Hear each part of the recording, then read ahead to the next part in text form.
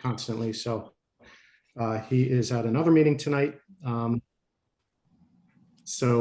I'm covering for him. But I don't have a specific framework for the presentation. I was just going to give kind of an overall feel or an overall background of the police department and how it's changed since Chief Tracy was hired as the chief of Wilmington Police in 2017. He has tons of experience. He came up through the ranks in NYPD. He was born and raised, I believe, in Brooklyn, but he came up through the ranks of the New York Police Department, was there for 23 years, came up under Bill Bratton as well. Bill Bratton was the police commissioner from, I believe it was 1994 to 96. So he was part of the New York Police Department for the entire inception of Comstat when Bill Bratton brought Comstat to New York. He then was hired as the executive police commissioner for Chicago, so he was second in command. And he actually helped take Comstat over to Chicago as well. So, of course, since he came to Wilmington, he introduced us to Comstat methodologies, and that's pretty much the way we've been running the department since he was here, almost since week 2 of when he was here in 2016. So I can kind of talk about Comstat, the framework, how it relates to police legitimacy, things like that. That was kind of the direction that I was going to go in, if that's okay with everyone. And I'm certainly open at any time for any questions. I can field any questions as we go along. So, but obviously the whole idea of police legitimacy is it's essentially the extent in which the community views the police as being legitimate. So there are a few things that this chief has changed to help with that. And the one major, I guess, change we had from jump was, let me explain. So the city of Wilmington is broken up into 3 different sectors. You've got sector 1, which is the north side of Wilmington. You have sector 2, which is the east side of Wilmington. And then you have sector 3, which is the west side of Wilmington. And then within those 3 sectors, you have 3 to 4 different districts.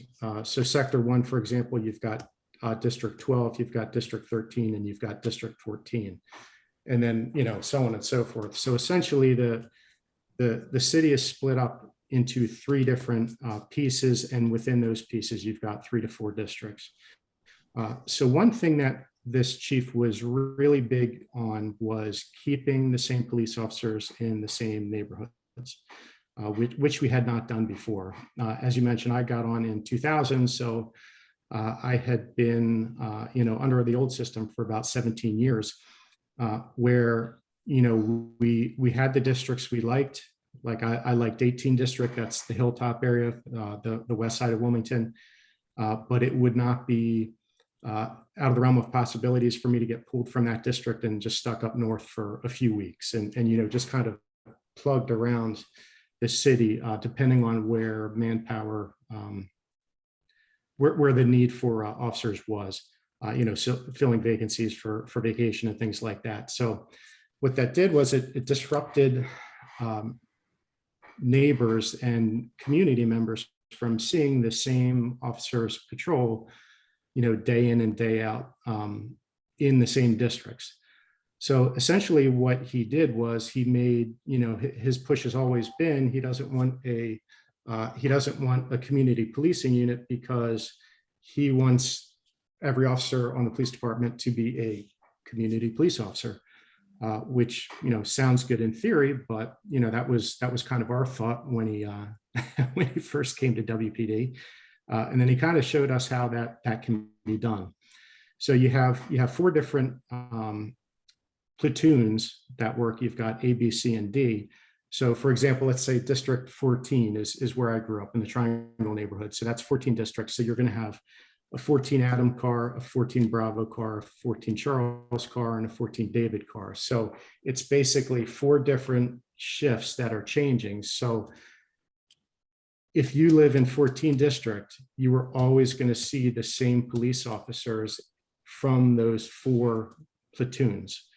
So it helps bolster any kind of community relations. It gets community members and people who live in the neighborhoods more familiar with the officers that are out on the street, and vice versa. Obviously, that helps for just basic relations, but it also helps us in the criminal investigations division. I did of my 22 years, 8 of my years were done as an investigator. I worked the floor, major crimes and homicides. So I was an investigator for 4 years, but then I've also been in charge of the detective division, 1 year as a lieutenant, and then I just completed my 3rd year as captain, so running the entire show. But getting back to my point, it's important for the officers on the street to have interaction with folks and to build that trust, to build that police legitimacy, because it breaks down, it opens up lines of communication.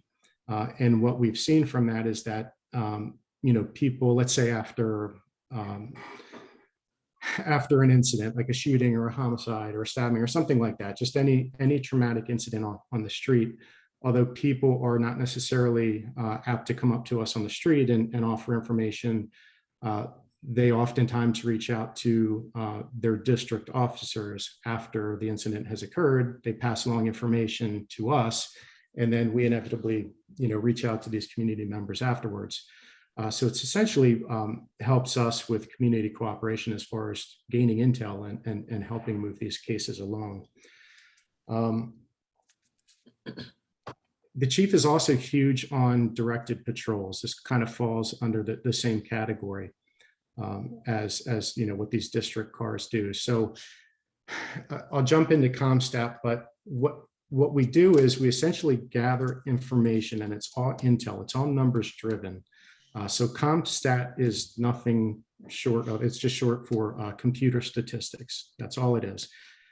So we take all of the crime statistics that happen throughout the city, and we break it up into sectors, and we break it up into districts, and we use that information to identify crime trends, things like that, to figure out how to best direct police resources. So, for example, there's specific areas that we know are hot spots,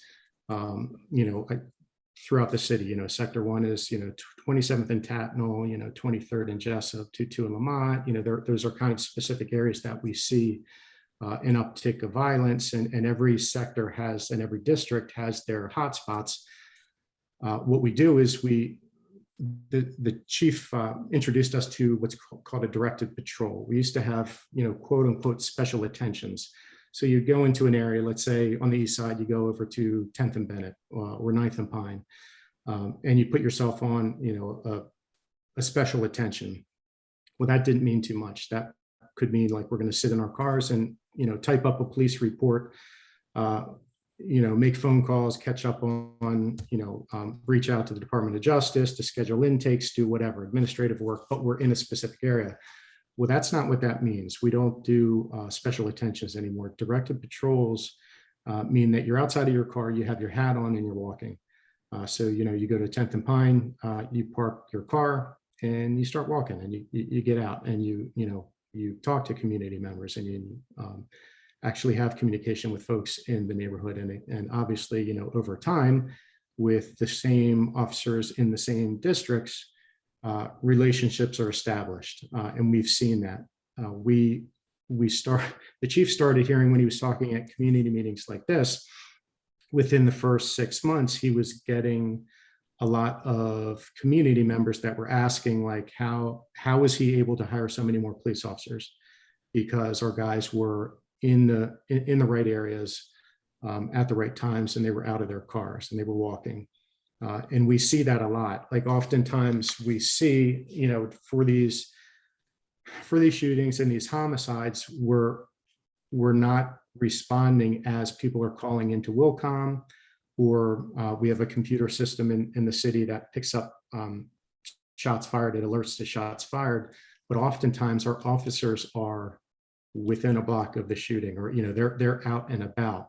Sometimes it slows everything down, which is obviously the the goal, and that's the hope, but sometimes it doesn't. And our guys are the ones that are out there calling it in that they heard the shots fired and that they're, a block away and they're walking over. So, it proves that our guys are out in the community, just that the response and the feedback that we've gotten from the community, it shows that our guys are out there. They're out and about for the last 4 years we haven't been in the past. So that kind of is his overall theory for police legitimacy as far as, again, just keeping, he's just huge into keeping the same officers in the same districts as far as bolstering police legitimacy. But then to get into Comstat, I actually have, I'm going off of a printout here. So I mentioned before, we collect data, 24/7, 365 days a year. But what we do is we have an executive management meeting on Monday, Wednesday, and Friday. So that means captains and above. So we have 7 captains, 2 inspectors, and 1 chief.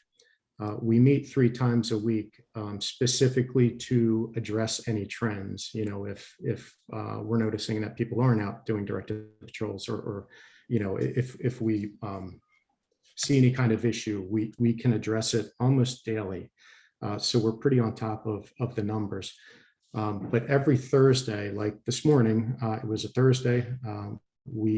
Every Thursday we have a 2-hour Comstat meeting, which is essentially us reviewing all the numbers, all the statistics as it relates to murders, rapes, robberies, aggravated assaults, burglaries, felony thefts, misdemeanor thefts, auto thefts, shootings, stabbings, and homicides, and gun arrests.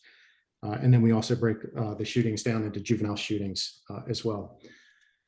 So every Thursday, I'm responsible for knowing basically every shooting and homicide inside and out, as far as progression of the investigation, ballistics and how they tie into other cases, things like that. And we go through, the way we do Comstat is I mentioned earlier that the city is broken up into 3 different sectors. So there's a sector 1 captain, Fahim Akil, sector 2 captain, which is Tayshawn Counts, and then sector 3 captain, which is Captain Fredo Campos, which he's the captain of the West Side. So Westminster would fall into sector 3. But anyway, as we go through and we talk about the crime that has occurred over the last 7 days, because we're meeting weekly, the captain is responsible for knowing pretty much everything there is to know about all of those crimes that have occurred within his district. When it comes to shootings and homicides, that's kind of where I step in and speak on how the investigation is going, which groups I think are responsible for the violence. And then we kind of come up with an action plan and direct our resources accordingly. So as we do this, and I can hold it up, I don't know if you can see it. So these are specifically the numbers for this week. So this morning, this was the sheet that we went off of. There's about a 2-week delay, but all of our crime statistics are on our website and they're accessible to the public. So you can kind of, we review them and we make sure they're correct in Comstat. Any corrections that need to be made are made, and then it's about a 2-week delay before we put them out to the public once we know that everything is correct. So everyone can go on the website. And I actually shot Sue a slide. I don't know if you're planning on putting it up at the end, but it has the police department's website. Okay, I'll get that to you. Sue has it. But anyway, so you guys can go on there and have an understanding on how detailed we dissect the city and review the numbers, the statistics. And what we do is we compare, like, for example, this morning we had Comstat. We compare a 7-day period. So how do we compare this year, 2021, over the last 7 days compared to those same 7 days back in 2020, back in 2019, 18, 17, and 2016. So we constantly give ourselves a benchmark. Are we doing better? Are we doing worse? Is this a more violent week, this week of 2021 as opposed to compared to 2020? And then we break it up into the last 28 days. So essentially the month. So, how did we, October of 2021, how did that look compared to, October of 2020? Are we up in numbers? Are we down in numbers? And that's across the board. That's all crime, including violent crime. So it gives us a good way of evaluating ourselves to know, are we driving numbers down? And if we're not, if we see, of course, green numbers are good, red numbers are bad. So, these sector captains that get up there and speak, their goal is for their sectors and their districts. We go through specific districts all through the city. Their goal is, and their responsibility is to make sure those numbers are green. Because we want to be trending down. We want to have less murders, less rapes, less, burglaries, ag assaults, all that stuff. If the numbers are red, they need to speak to why they think they're red and have some kind of game plan as to how they're going to address it. So, if we have a flare up over on the east side with gang violence, that sector captain who's responsible for that sector is responsible for coming up with an action plan and addressing that. I'm obviously in the mix of all that. All the sector captains are in communication with me as far as, who are the groups that are driving the violence, because we see different trends. And then the last component that the chief has brought to WPD, and I know you guys have spoken about it before, is group violent intervention. We have it. Unfortunately, COVID has really stalled that out for us. Over the first 2.5 to 3 years that we essentially learned Comstat and changed our way of policing and analyzing ourselves by using all these statistics. The second component of that is group violent intervention, and it's essentially call-ins, group call-ins.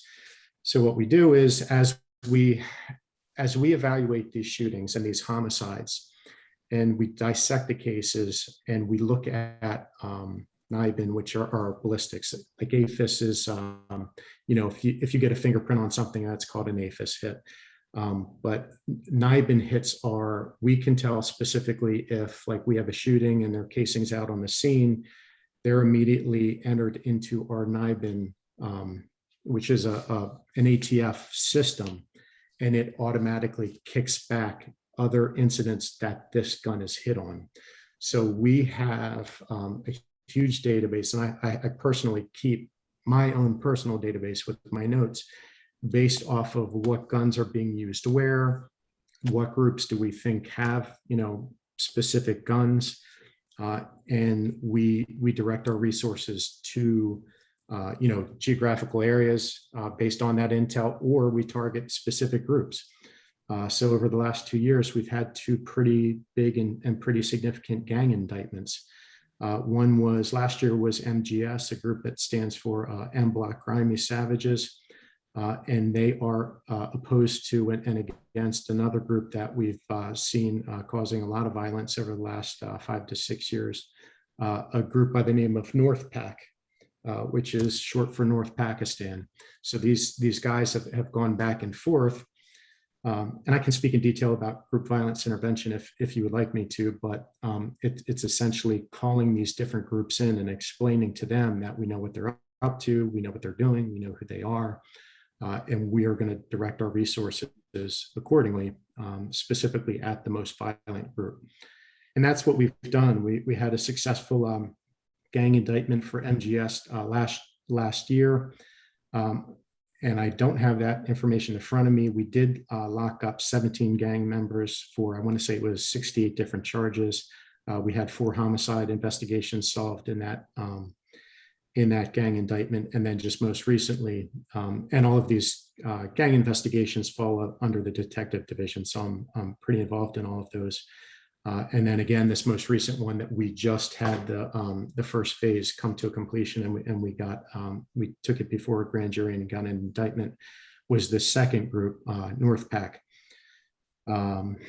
So it's kind of like in a nutshell, what the ideology that this chief has brought to our department. Again, I know you guys spoke to a member of the CDC, I believe it was, and kind of broke down group violence intervention in depth. I can certainly go over that again if you would like, or I'm open to fielding questions.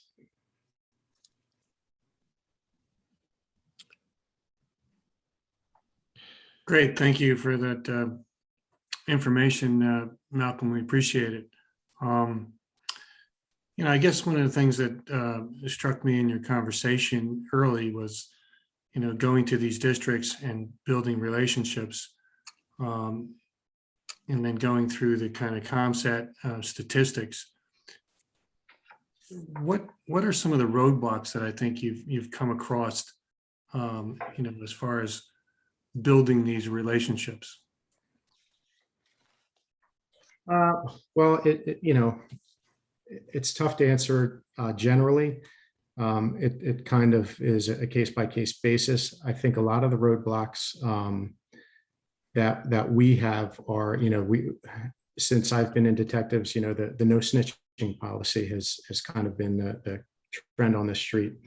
These younger folks who are involved in a lot of the violence towards each other, oftentimes, inflict interactors of violence upon members of the community. So, probably the biggest overall hurdle that we always have are people, and not just gang members, obviously, but people in these communities coming forward with information because they're scared for their safety, which is, unfortunately, it's extremely understandable. It's when you look at statistics and I believe it was one of the GVI statistics. I wrote it down somewhere because I thought it was notable. So I know you guys had David Kennedy in to speak a few years ago. He's the executive director of the National Network, and he actually pioneered GVI back in the early 90s, back in Boston. But a stat that they came up with to just kind of give you an overall understanding of what we're dealing with is that 0.5% of a community's population makes up about 70% of the violence. So you've got these few actors in these communities that are responsible for the vast majority of the violence. And unfortunately, these community members are scared. They're scared to speak with us. They're scared to testify in court. And I would say overall, that's one of our biggest hurdles to overcome. It's I don't think I'm always pleasantly surprised when I work the street. Every 7 days, or every 7 weeks rather, there's 7 captains. So every 7 weeks we work a night shift where we put on a uniform. We're still responsible for our daily responsibilities, but we work from 4 to midnight, Tuesday through Saturday. And we're in uniform and we're out on the street. So for example, this Tuesday coming up, I take the duty captain week. So we work those hours, but we're on call 24/7 for those 7 days. And that means, just like everybody else who's putting their hats on and walking around these hotspots, doing their directed patrols, that's what we do. We lead by example. We make sure that the lieutenants who are on those shifts hear us on the radio, see us out there, and the sergeants, on down to the patrol guys, these district units.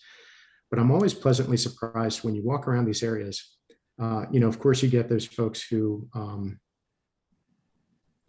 don't like us. They don't, they've had interactions with us in the past where, we've made arrests or we've arrested family members or things like that. but there is always, from my experience, there's always like this overall appreciation for us to be there. And, oftentimes people do come up and say like, hey, great to see you here. They want us to know that they're glad that we're in these neighborhoods and we're out of our cars and we're walking around and we're creating a presence. Obviously that presence helps curb the violence. So, that's oftentimes when you're out there and you're walking around or you're staying in a specific area for, a longer amount of time, that's oftentimes when you see people come out with their kids and they hang out on their stoops and they, so, overall, again, we do have those roadblocks as far as people, scared of providing information, but, again, we don't, I kind of need to be careful what I say, but we don't have issues as far as being out there on the street in uniform and not having a good relationship with folks. And I think each officer, again, I'm only on the street 1 out of 7 weeks, but these officers know the people, the folks in their districts. So I hope I answered your question as I rambled on through that. I appreciate it. That's quite all right. Go ahead. Can you tell us a little bit about the demographics of these groups, plural? Do they fit the stereotypes we see on TV, or are they all one sex, all one nationality, all one age group? What kind of groups do you deal with? Yeah, so to kind of give you the history of these groups that we've seen involved in this violence, it kind of goes back to, I would say, like 2012-ish. We had two initial groups develop. One was STK, which stands for Shoot to Kill. It was a group up on the Hilltop area, which is the 200. They were kind of concentrated in the 200 and 300 block of Rodney Street. And it was I think most people probably think of all the violence on the street being, drug related and territorial and all that stuff. We do get some of that, but I would say the vast majority of our violence, unfortunately, from what we're seeing now is coming from these young groups. And so we call it Team A and Team B. So for Team A, you've got STK, which stands for Shoot to Kill. And then they were up on the Hilltop. And then you had this other group, OMB, which stands for Only My Brothers, which is down in the Valley or in 16 District, like West Center City. So these two groups formed back in 2012-ish. And we didn't see too much violence stemming from these groups. We were aware that, these younger kids were starting to hang out together. But the one major incident that kicked this off was a kid by the name of Brandon Wingo, who was an STK member, was shot and killed. He was murdered over in 11 District, over on the east side. And that really is what sparked this back and forth violence that we've seen between these two groups. They're usually males. The majority of them are Afro-American or Hispanic. And these are kids that are friends. They're members of this community. It's not like, they're exports, coming in from, they're not, blood members, sets of blood members coming in from Brooklyn or anything like that. These are kids that grew up together and they know each other and they go to the same schools, even though they oppose each other on the streets. Can you guys still hear me? I'm getting a circle on my. Yes, you're fine. Okay. So we had these two groups, STK and OMB. What we've seen since that Brandon Wingo homicide, we've seen I would say about 2017-ish, we've seen these groups kind of splinter off into smaller different factions. And I mentioned earlier these two gang indictments that we've done over the last 2 years. Wilmington Police has we've conducted 7 gang indictments and 7 gang investigations overall. So we have done 2 or 3 gang investigations on STK, shoot to kill. We've done, I believe, 2 on OMB. And what we've seen is as we start to make arrests, make the links and prove to the courts that, these are groups that are acting together, organizing to create violence against one another.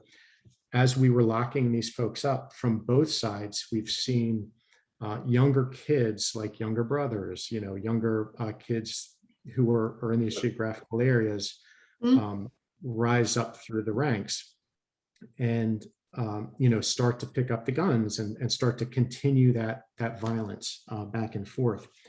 So you have, I just kind of wrote down here, just so under OMB, just to kind of give you an idea of these kind of subset factions that we've seen develop over the last 4 years. Under OMB, we've had a group called MBF 450, that's My Brothers Forever. We've had a group by the name of Humble Beasts. They were out of kind of the west side, outside of the city, a neighborhood out there. MGS, which stands for M Block Grimy Savages, they kind of came up out of the 24th and Jefferson area. And then we have a group called Run It Up, who's been, they've driven a lot of the violence as far as that team goes, let's say Team A. Run It Up is out of the Riverside Project area. So we're familiar with all of these groups. We've got intel units who track these groups, and they track these guys daily. And then as far as, let's say, the Team B side, which is STK, under STK, we've had a group, North Pac, again, North Pakistan. They kind of came out of the 24 and Tatnall area. They were associated with Low Gang. Low Gang is kind of up in the 27 and Tatnall area. And then we had two groups. This was when we were kind of getting a hold on the violence back in 2018, and we were driving our numbers down. These 2 groups, it was really frustrating because these 2 groups were coming in from the county and starting to beef with our city kids. So it was one group out of the Edgemore area, which is just north of the city, right off of Governor Prince. They call themselves Exit 4/Mag Boys. And then we had a group out of the old Brookmont. It's now called Sparrow Run, but it's down off of 13. And they call themselves One Way. So we were having, a surge in violence that we couldn't figure out because a lot of the players we had locked up, and then we were seeing beefs on social media, folks arguing back and forth with each other, disrespecting each other on social media. And, so this group from Spare Run was coming into Center City and creating a lot of our violence. And then our folks were going down into the county's jurisdiction and doing shootings and homicides down there. And again, the same goes for this Exit 4/Mag Boys group. They specifically had I can't get into the details, but there was a specific incident over in the Riverside area that Exit 4 thought was funny. It was a tragic incident. They thought it was funny, and they started, tweeting and chirping on Facebook, basically making fun of, the situation. And because of that, Run It Up started going up into Edgemore and, shooting houses, shooting and killing, the kids that were up there.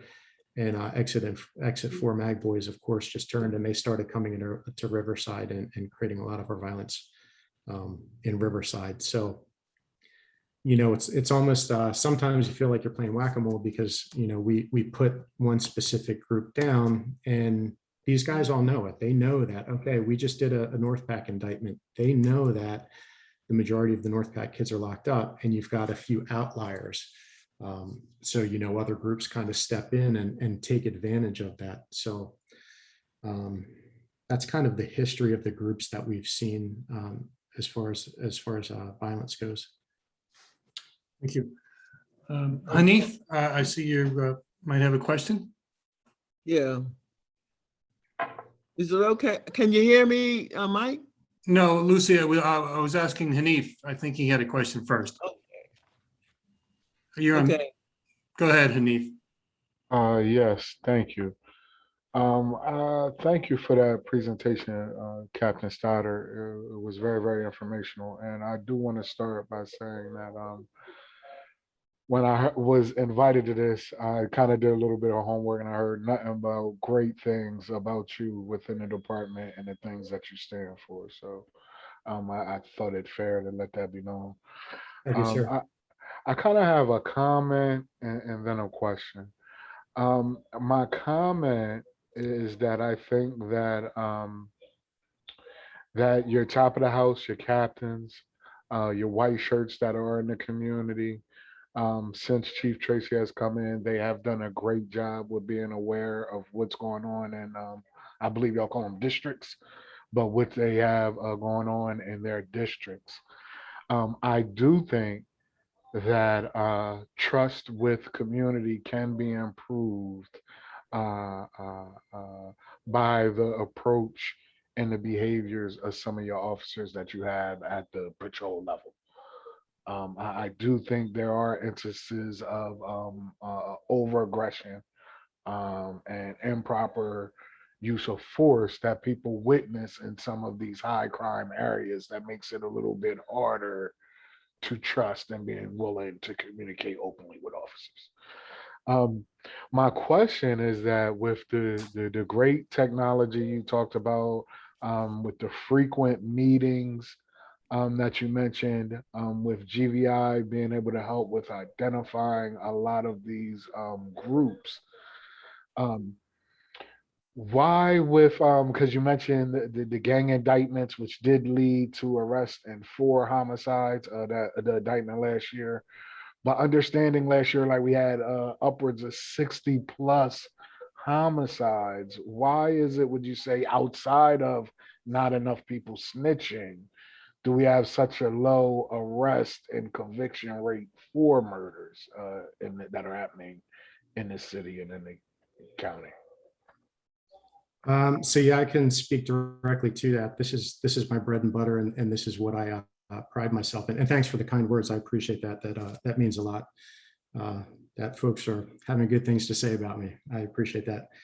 But I'm not sure where the number of 60 plus came from. That's not a correct number. So we stand right now, and this is a bad year for us right now. We just had on Sunday night, we had our 30th homicide for 2021. We are year to date on pace to match our highest year ever as far as homicides go, which was 2017. We had 35 homicides. I'm constantly doing these numbers, and again, this is what I take pride in. When our patrol guys are out there, we want them to suppress any violent activities, but it's also our responsibility to break the cycle of violence. So with gang indictments and things like this, and targeting the right folks, targeting the 5% who in these communities that are the violent actors. But as far as like last year's numbers, you mentioned as 60 plus. So we had 30 homicides last year. In fact, I can go back to 2013. I've just kind of taken notes, but we've always ranged in 2013, we had 19. A few years, for the few following years, we were mid to high 20s. Again, that Brandon Wingo homicide in 2016 drove our numbers up to 35 in 2017. That was our highest number that we had ever seen. But we jumped on it. In fact, in 2018, when Chief Tracy came, brought his methodologies into the police department, in 2018, we went from 35 homicides in 2017 to 21 homicides in 2018. So, we always are running the numbers like, that is, I think we were down. In fact, I've got the numbers right in front of me here. So for homicides in 2018, that puts us down, I believe, about 34%. So that was huge. 2019, we were 21 homicides again. And then to your point, in 2020, we were at 30 homicides. So when you talk about solving homicides and our clearance rates, this is where I take it personally. And this is where our pride is on the line. The national average of homicides clearances, so basically homicides that are solved with a successful disposition, they're either, an arrest is made, we go to court, and we either win at trial, or a plea a plea bargain is put on the table.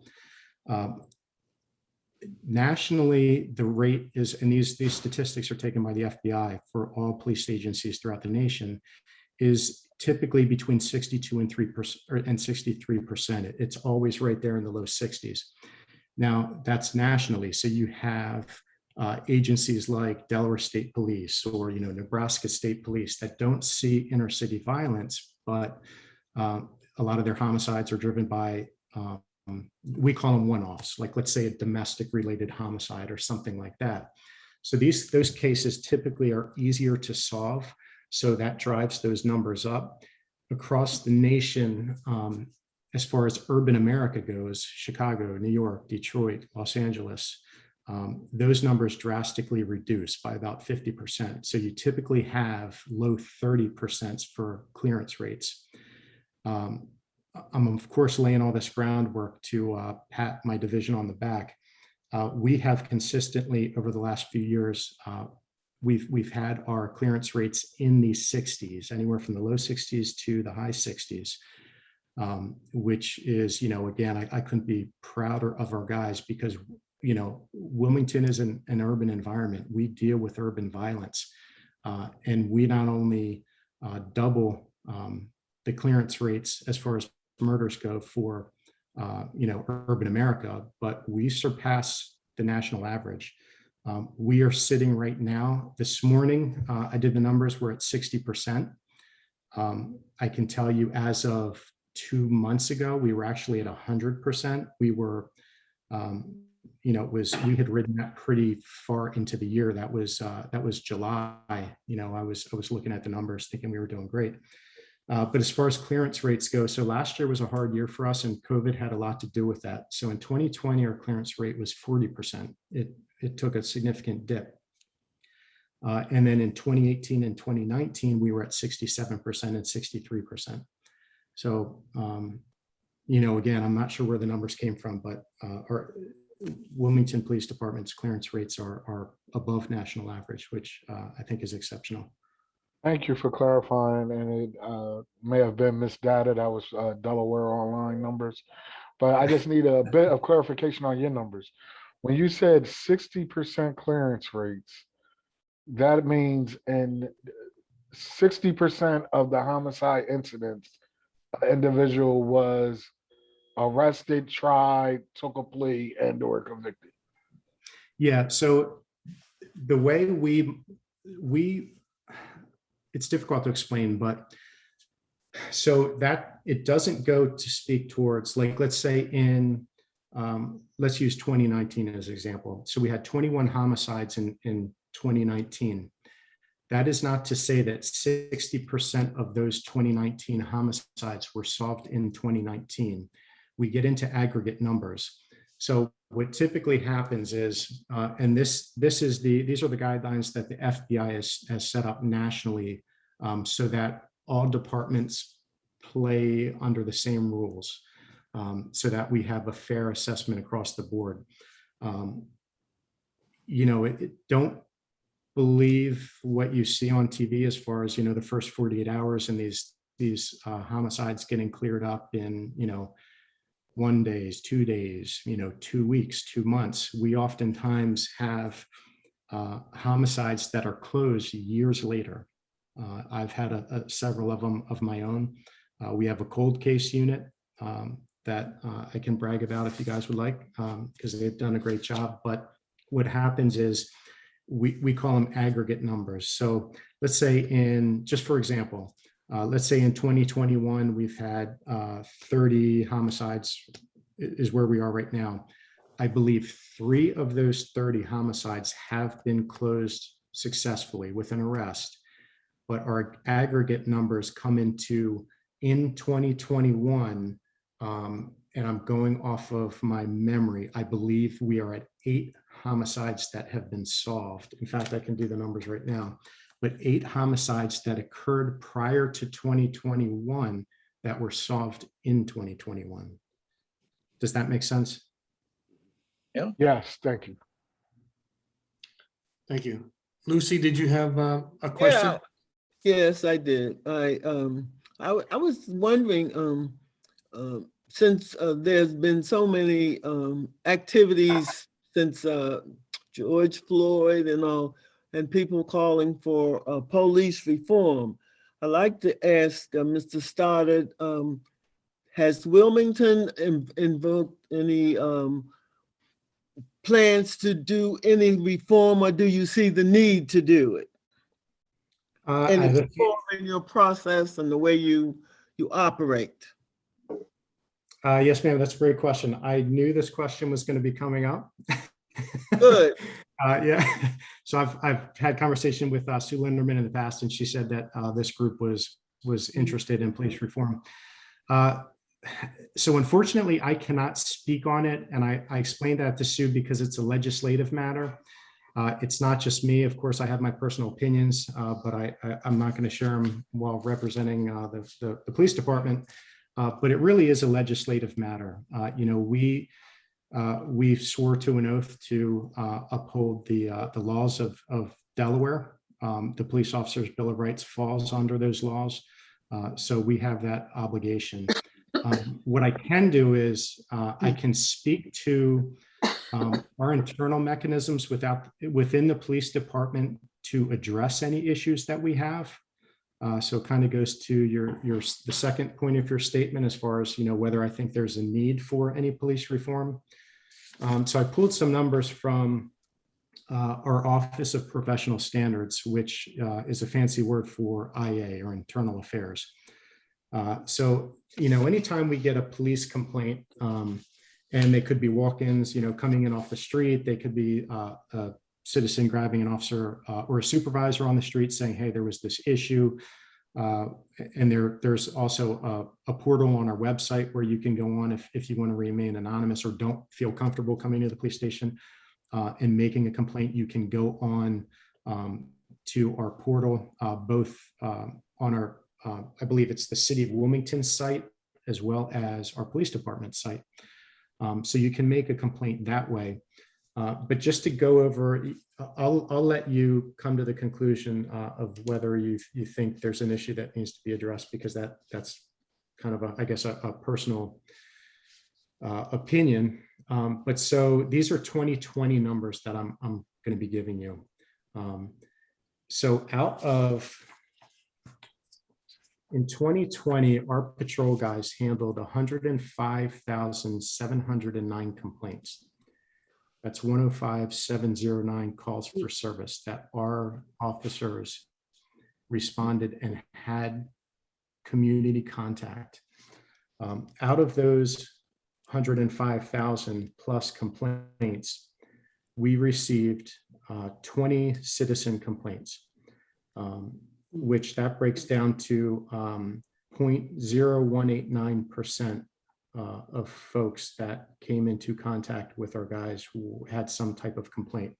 Now, that's not to say that these complaints are founded, because out of those 20 complaints, only 6 of them were substantiated, 5 were unsubstantiated, and 9 were unfounded. And out of those 9, a lot of those, one thing that has really helped us out are these body-worn cameras. Okay. Yeah, I can tell you, when I was speaking to the lieutenant who's in charge of OPS, he said these body-worn cameras are phenomenal because it makes their life so much easier. He said just over the last few weeks, his office had received 3 civilian complaints based on officers using rude and insulting language. All he had to do was pull the officer's video. He watched the entire interaction, found it to be completely untrue, and was able to categorize it as unsubstantiated. So those are just external complaints. So 20 external complaints in 2020. We also monitor ourselves internally. So we have two different methods of doing that. We have what are called administrative complaints, which are kind of like policy violations. And then we also have administrative reviews, which are, address like use of forces, pursuits, injured prisoners, things like that, which kind of goes back to the point that Mr. Salam made. So every use of force is reviewed by a supervisor, every single one of them. It doesn't happen often, but sometimes the supervisor sees a red flag and initiates the investigation internally. In fact, with only 20 external complaints, I can tell you that the majority of our officers who get in trouble, both for violating internal violations, internal policies and things like that, and sometimes actions that lead to criminal behavior. That's where I step in. We prosecute our own. If somebody is violating a law, we have two separate investigations: one internal investigation and then one criminal investigation. So I guess an overall statement I can say is we police our own. And one saying that I've always used, I've always said this to friends who ask me these questions. It's when you have a police officer that steps out of line and violates public trust and creates a criminal act or uses excessive force or violence or anything like that, there's no other population that's more frustrated or angry than those wearing the exact same uniform. So I totally understand, when we see these George Floyd incidences, or, we could go on and on about that. But, it's understandable that there's community outrage in these instances, but you can absolutely believe that, the folks wearing that exact same uniform who don't want to be represented in that manner have just as much, if not more, anger towards that officer, and I know the community does as well. So, again, and in fact, I have a statistic. So out of those 105,000 plus calls for service that we've had, we've only had 117 uses of force. And that's not to say, uses of force. I can go into the numbers as far as, administrative reviews as well. The vast majority of all of those are basically proper conduct is how it's categorized. But anyway, out of those uses of forces, that's 1/10% of community contact results in any kind of use of force. It's actually 0.11%. Okay, thank you. Yes, ma'am. I think Patty or Bob Rideout, did you have a question earlier? Yeah, thank you. Malcolm, great presentation. Thanks for your leadership. Thank you. And I see all the data that you have, but what appears to me that's happening in just reading the news journal and hearing things nationally is the victims of murders are getting younger and younger. Is that true? And then what could we possibly do about that? Well, so that goes back to, when I spoke on these groups that you're right. To answer your question, yes, they have been. As we lock these folks up, these younger kids, pick up the guns and they fill the shoes of their older brothers and the older gang members. We see, it is, I don't want to say normal because it's not normal, but it's, we see kids as young as 12, 13, 14 engaged in not just violence, but homicides. And it's not normal, but it's regular. But, again, we love our stats because that, paints the picture of what we're dealing with. So in just talking about gun arrests, obviously the majority of our violence is gun violence. Out of our 30 homicides that we've investigated in 2021, only one was a stabbing. And again, those are typically domestic related, but So we've had 255 gun arrests year to date. And now this was as of last Thursday. We have since, I'm aware of several gun arrests and gun fines that we've had in this last week. So that number's higher than that. But out of those 250 total gun arrests, 35 of those arrests involved juveniles. And out of those 35 juveniles, 6 of them had 2 or more gun arrests. So the issue that we're seeing, and the major problem that we're seeing, is we talk about in these meetings in Comstat, we talk about the same folks over and over and over again. I've been talking about the same names for the last 4 years in Comstat. We lock them up for gun charges and they're back out on the street. We lock them up again and they're back out on the street. They do a shooting, they get minimal time, if any, and they're back out on the street.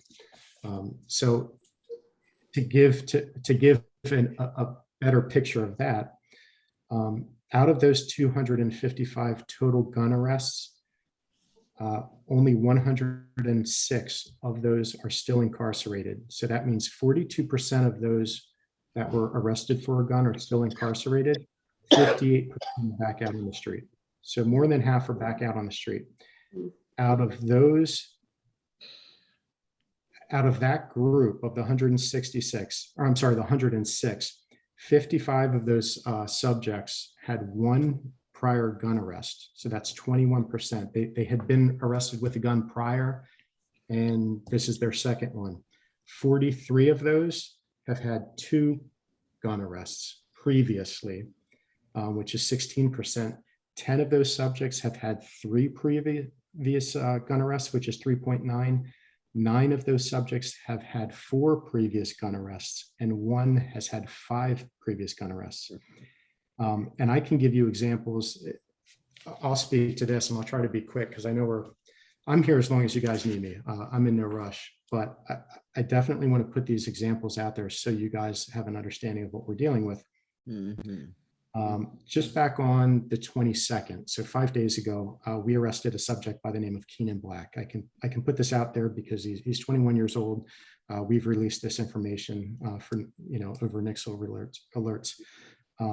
But it was based off of a miscellaneous investigation that detectives initiated. Over social media, we were able to determine that this kid, Keenan Black, was in possession of some guns, and we executed a search warrant. So we got him in custody. We got a gun on him. We charged him accordingly. But let me just go over his history and what he had. So he had already had a 2015 gun conviction and a 2016 gun conviction, not charged, and the case was thrown out, but these are gun convictions.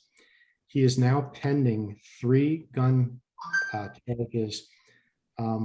2 stem from 2020 and 1 from 2021. And then we have this gun case that we just locked him up for on the 22nd. So this is a guy who's been arrested 6 times for a gun. Like these are the folks on the street who are committing the violence. We do everything we can do to push these magistrates to give high bail. We do everything we can do along with the Department of Justice to have the courts institute stricter penalties, because it's getting these actors out of the circle of violence, and it's also protecting the communities. And I can speak to just that was just one example of somebody who's been locked up numerous times, and that just happened 5 days ago. These aren't, unfortunately, we don't have to go far back in history to come up with examples, and we catalog all these examples, and we do it on a weekly basis. So we handled a shooting. It was a homicide. A kid by the name of Zion Shelton Davis, an 18-year-old kid, was just recently murdered. That was on this past Sunday night. He just had a gun charge in April of this year that he took a plea. So he was adjudicated. It was a good adjudication for us. So he was charged with the gun, and he was given probation. So here's a kid who was out there. He was obviously involved in the violence. He was carrying a gun. Because he was released, he is now dead. Like, we see this all the time. We see it weekly. Zaire Dollard, a kid who was just Saturday afternoon, he was just shot. This was the 4th time he's been shot. He is a member of the STK Shoot to Kill group that I was just talking about.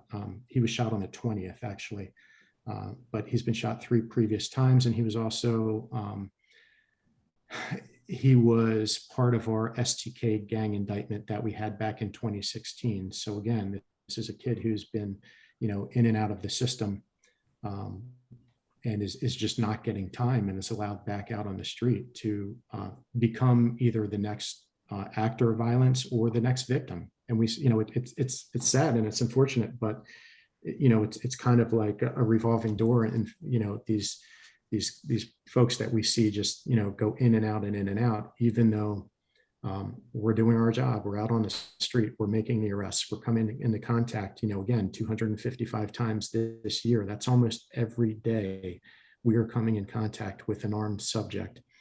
And then here's my last example, and I use this one because this one really kind of puts it all together. We have a subject by the name of Amir Warren, who was involved in one of the gang groups up north. He was involved in shots fired. This was, I believe it was, I don't have the date, but I believe it was earlier this year. He was involved in a shots fired complaint. He got in a police chase. There were multiple subjects in the vehicle, but our patrol guys chased him into a house up in I think it was a 2300 block of Washington Street. Our guys surrounded the house. We called the SWAT team out. We did what's called a surround and call out. It was an armed barricaded subject, essentially. We were out there only 20 minutes, and Amir walked out with 2 guns in his waistband, knelt down, put his hands up. We took him into custody, and essentially he took the gun charges because out of all the guys in that car, he had the smallest history, so to speak. But I bring this up because his exact words to our guys were, "It doesn't matter if I get locked up with these guns. If you charge me, I will be back out." And unfortunately, he's correct. He's right. So, Thank you, Malcolm. that's our biggest challenge. Thank you. I think we have a moment for one more question. So we're getting past the hour time frame. Marlis? Yeah, my question is that if you know the source of the guns, is the source more local, or are they coming in from out of state? They're coming in from everywhere. We oftentimes, as I mentioned, we track these guns. When we get somebody in possession with a gun, or we recover a firearm on a scene, we backtrack. Oftentimes they're taken in burglaries. A lot of the times, they were legally purchased by somebody who, quote unquote, didn't realize it was missing. ATF gets involved in that. It's called a straw purchase. You might have a subject who walks into a Cabela's, purchases, 4 or 5 handguns. We start to see them out on the street, and then they realize, oh yeah, I kept them in the trunk of my parked car, and they're missing. I don't know what happened to them. We've seen there was a gun shop out on Centerville Road that there was a burglary. They got tons of guns out of that place. That's not common. That was the first time in my career that I've actually seen that. But we're also starting to see one thing that should probably be mentioned. We're starting to see it's what's called a polymer 80 gun. So it's an untraceable gun that you can order online. And what it is it's essentially a gun is broken up into 2 pieces. There's called an upper and a lower. The upper is the slide. So for like a semi-automatic gun, when you shoot it, it racks back, and the top portion is the slide. The bottom portion it can either be metal, but oftentimes it's polymer, it's plastic. You can order the lower portion of the gun online, It's called a polymer 80. And it basically is a formed piece of plastic. It comes with directions on how to make the cutouts. It's kind of a do-it-yourself type of kit. And it doesn't have a serial number on it. So these are untraceable weapons that we have started seeing regularly on the street, which, and this is a very new trend that we've seen. I would say the first gun we've seen was probably within the last year. We didn't know really what it was. We work closely with ATF. In fact, we have a few ATF guys that are in-house, one civilian intel guy who I work directly with as far as the NIBIN correlations go. But then we have another guy who sits in on, who's the supervisor of the Wilmington office. He sits in on Comstat every Thursday. So he's very heavily involved and invested in WPD. But he was the one that helped us kind of identify this trend. So to answer your question, they're coming in from all over, unfortunately. Lynn, I saw you raise your hand. If you, one more last question here. Sure. I was hoping to hear a little bit more about GVI, because although you're right, we had David Kennedy in quite a while ago, so we learned about what the program or the model is like.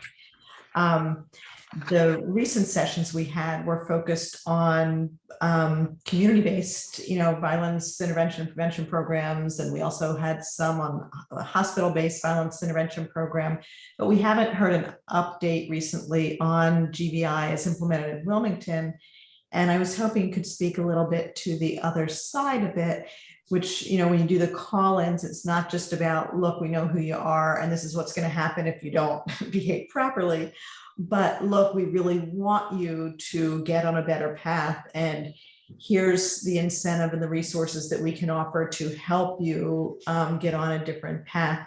Can you talk at all about that part of it and how successful, how many people have been willing to engage in that, and some success stories coming from that side of it at all? Yes, so absolutely. And in fact, I'm glad you brought that up, because that's a huge component to our overall strategy. Unfortunately, I mentioned with COVID, our first call-in was March of last year. And unfortunately, it was just prior to COVID, so it didn't really get off the ground. We shut everything down for about a year. But we have since, for this year, we've had 2 additional call-ins. So overall, we've had 3. The chief always says, obviously he has a lot of experience with GVI, both in New York and Chicago. In fact, he's personal friends with David Kennedy. David Kennedy he's been in to speak with us, the command staff, just to have one-on-one. I've met him several times. From what the chief says, it typically takes 3 to 4 GVI call-ins to get any kind of traction or a toehold before you start seeing, the progression and before you start seeing a noticeable difference. We're kind of there right now. Again, with COVID, it really kind of stalled the program out, unfortunately. And so now we're trying to get it going again. But again, we've had in the last 3 months, I've been part of 2 call-ins. And I know you're familiar with the GVI structure, but to just kind of briefly go over it. So we've got, there's an intro. The whole idea is you bring in members of as many groups committing violence as possible. So basically, representatives from as many different gangs as possible. We can do this because, so we target the folks who are on probation, so we can make it conditions of their probation. That's kind of the hammer that we use over their head. You can't just randomly scoop somebody off the street and say, you have to be here at this date and time for this meeting. But if somebody's on probation and it's made a condition of their probation, then we have, Delaware State Probation and Parole has, a legal leverage to hold over them. So we bring all of these members into one area, and they're typically, they've been about 18, 19, 20 gang members or group members. And then the GVI director gives kind of an overall presentation, explains why they're here. The chief of police stands up, he gives the message, much what you just said. The overall message is that we are asking for them to put the guns down, period. We explain to them we have a responsibility to the community to keep the community safe. We want them to put their guns down. We want, these cycles of violence to end. And then I speak. So I'm kind of the heavy in all this. And you mentioned before, that's the component I mentioned it because that's my role in this. So I essentially explained to them, hey, listen, we know who you are. We know who you hang out with. We know what you call yourselves. We know your activity on social media. We know geographically, where you are. And we also explain, we know what you've been up to. We know what, violence you're involved in. And we put that out on the table. And then somebody from Delaware State Department of Justice, a prosecutor, stands up and explains to them. And I go through a gang indictment, just kind of give them a backstory of, make sure they have an understanding of all the resources that we have at our fingertips, FBI, ATF, IRS, we've used everybody, family court with support arrears, folks who owe child support, like we're going to use everything to specifically come after you. And again, we're coming after the groups that cause the most violence. And then to the next person, the next group that is involved in a homicide, they self-select. We go after that group. So DOJ kind of gives an overall view of the indictment that I was telling them about. We put it up on a huge screen, so they know we're not just making it up. And it's interesting to see, when we start going through the faces of, the 17 MGS members who are up on the screen, they know there's validity to all this because they know these guys. They're either part of their friends or they've shot at them, or so they know all these guys. These are all, we're in Wilmington. Everybody knows everybody. David Weiss of the USAG's office does the exact same thing. He stands up and he explains how, a gun charge, for example, carries a lot more weight in the federal system than it does the state side. And then we bring in community members. And this is, going to your point, Lynn, we have a voice of pain. It's someone in the community who's lost someone. And that's typically where you start to see a change in the room. When I get up there, they've heard it all before. When the chief gets up there, they've heard it all before. We're the hammer.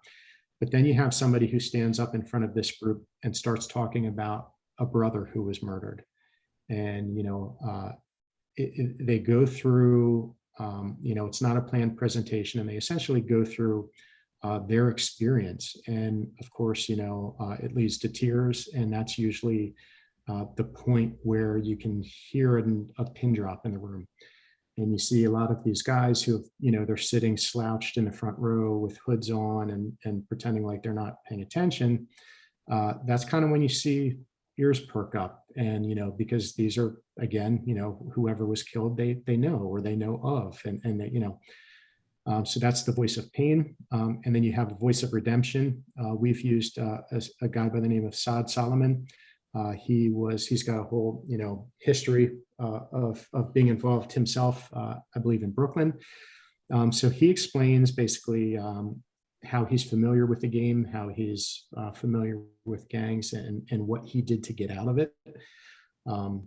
So he basically gives the example that it's possible that they can break this cycle and get out of it. Then you have the voice of aspiration, which for us, we typically use the local pastor. So these are held in churches, in neighborhood churches. That's usually the local pastor who kind of gives the way I would describe it is just like a pep talk of how you can achieve a better way of living, how they can improve their lifestyle. And then the deputy director gets up and kind of closes it out. We use a guy by the name of John Cook. I don't know if you're familiar with him. But John Cook is phenomenal. He's got a great personality, a great presence. He's a huge, gigantic guy that commands the attention of the room. He also has a history, but, you know, he's this guy that explains, he is the example of how you can make it. You know, he was a gangbanger. He was involved in violence. He was part of that lifestyle. And he starts talking about all the successes in his life. He talks about how much money he makes. He talks about what kind of cars he drives, you know, and he is the final product of where, you know, these guys can be. And then once they've heard the entire presentation, John Cook basically goes over, to your point, he reviews all the resources that we are offering to them. You know, we reiterate that we don't want to lock them up. You know, I even mentioned, like, these gang cases are extremely difficult. They're a tremendous amount of work. They take tons of our time. They're not fun. It's just a lot of work.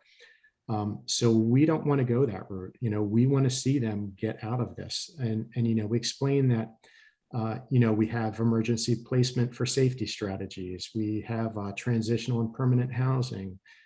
We have food and clothing assistance. You know, we can help them get a job, you know, get skill training. A lot of these guys don't even have, you know, driver's licenses, birth certificates, social security cards. You know, we explain that we can assist them with that. We say we've got counselors on hand, you know, to help them with, you know, just even life coaching. You know, we can point them in the right direction as far as education, and then even sometimes childcare. So at the end, when we've explained to them how much they have to lose and how much they can gain, we offer them, you know, this resource package.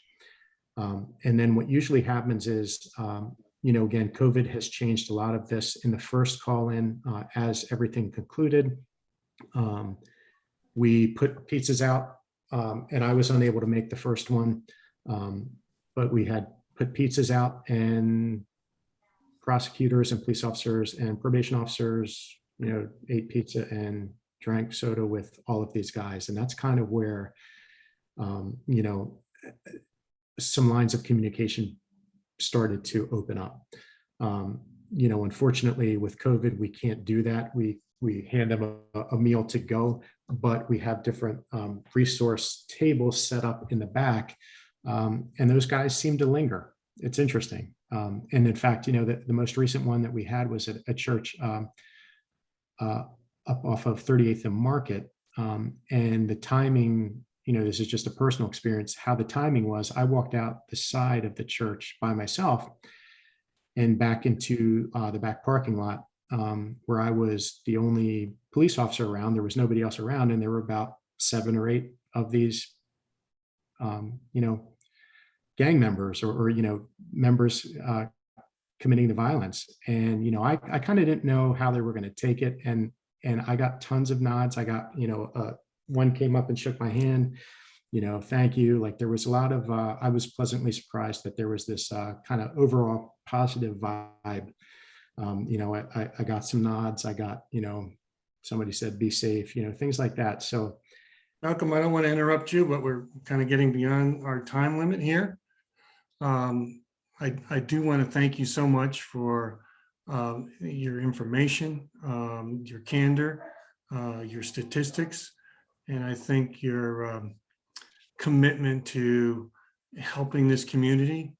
And again, we appreciate your time and the information you presented. And I just want to thank you again. And for everybody who stayed with us, I want to thank you for the questions and also your participation. And we look forward to talking to you in the next week or two. So have a great day. Thank you again. so much. thank you for having me, guys. Thank you. Malcolm. Thank you. Thanks for having me. Thanks. Thanks. Good night, everyone. Night. Night. All right. Good night, you guys.